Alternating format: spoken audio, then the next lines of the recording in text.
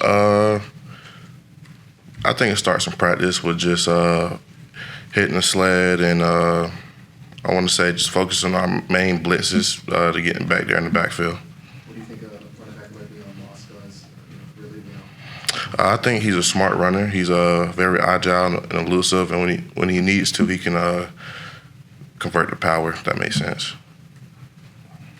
Just like obviously you see from Marcel Reed to maybe the last couple of vocal quarterbacks he's gone against? We faced a lot of them this year. Again, I think he's a very agile runner. Watch tape on him a lot. He doesn't run as often as the last guys did, but we're wanted to limit him running.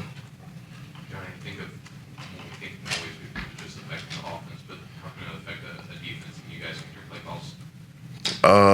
So with the headset, we've been using that, and loud crowd. I think of like a small huddle. I think that'll help us limit the crowd, if that makes sense. Coach Shrinkwood said, correct me if I'm wrong here, but on a few third downs, even here at home, because of the crowd noise, you guys have punted sideline communications instead of helmet communications on certain third downs. The front seven, we're mostly relying on the headset. I think the back end is more reliant on signals.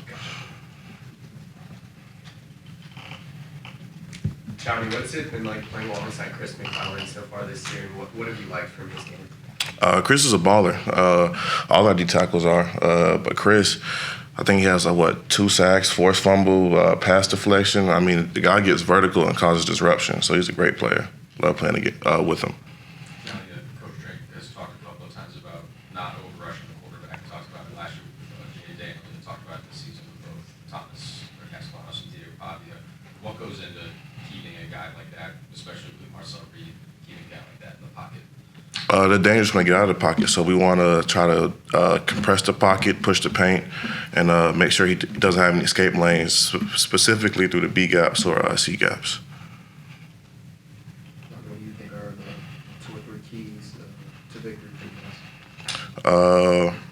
Defensive side, I think stopping the run with quarterback and Moss, and limiting explosive plays rather than the pass game, just doing our job on the defensive side of the ball. When you guys on the defensive line look at your role in trying to limit some of those busted coverages and the explosive plays that come from them, what do you guys look at and say, this is what we need to do? Obviously, get back there faster.